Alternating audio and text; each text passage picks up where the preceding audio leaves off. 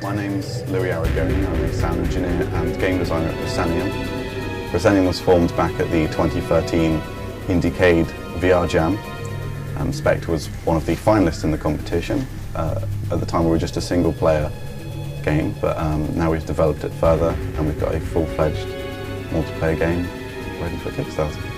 So Spectre was inspired originally by games like Luigi's Mansion. We knew we wanted to do a multiplayer experience, and a lot of the horror games which were coming out, they were still using a lot of the old cliche game design techniques used in horror games, just like jump scares and things like that.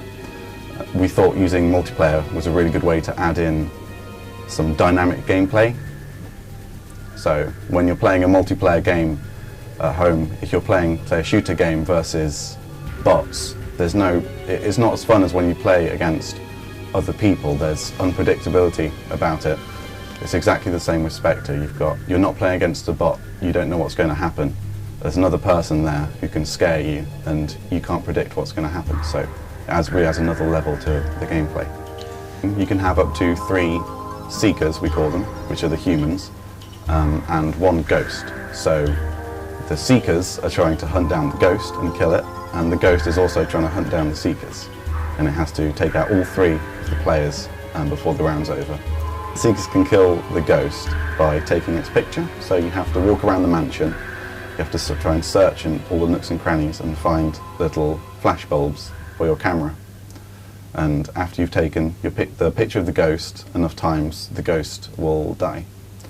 But the ghost can lay all kinds of traps and illusions to confuse the players, make them waste their ammo, make them see things and get scared and run away. So it's really kind of a tactical game. The ghost has to kind of psych out the other players, get them to behave the way he wants them to, try and predict the things they'll do, and get them in a position where he's got the power and he can scare them and capture them and kill them.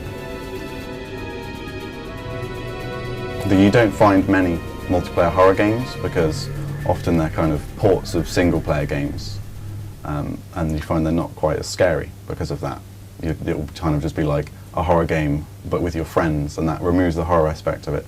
So we're balancing it really carefully. We've been building it from the ground up to be a multiplayer game, taking into account,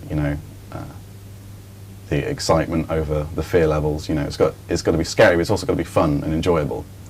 So we're balancing it the whole time to make sure it's fun and scary for the humans on both sides of things, really.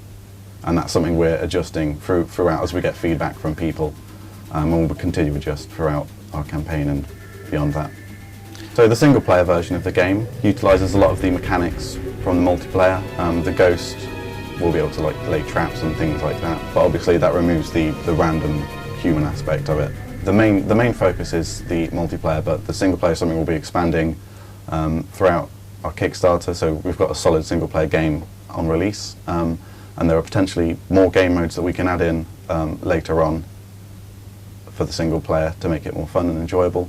So basically the ghost can see all the players. He can plan out things carefully, like ahead of time, because the humans can choose to work together. They can choose to pack up and kind of go around slowly, but then that may work to their disadvantage, depending on how the ghost takes advantage of that. It's something that will kind of develop as you play the game more, and we kind of see how things work.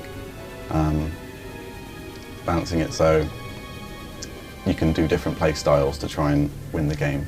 Because as much as the ghost will be predicting what the players will do, the whole time all the players will be worrying about what the ghost's doing. If they're, like, for example, there are certain traps we've got, once the ghost kills a player, the seeker gets immobilized and they kind of crouch on the floor and huddle there, and they're knocked out of the game until another player comes and finds them and revives them.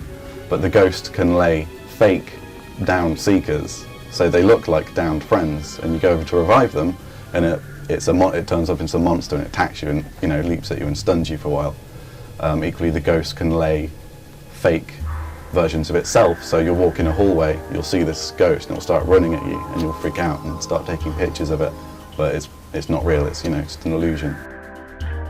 all the skills will be unlocked from the start, as is now anyway.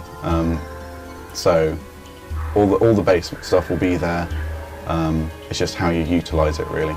So the more you play with the game, the more you learn about the traps and the way people react to them, the better you'll get at kind of psyching out and coming up with new tactics to trap the other players.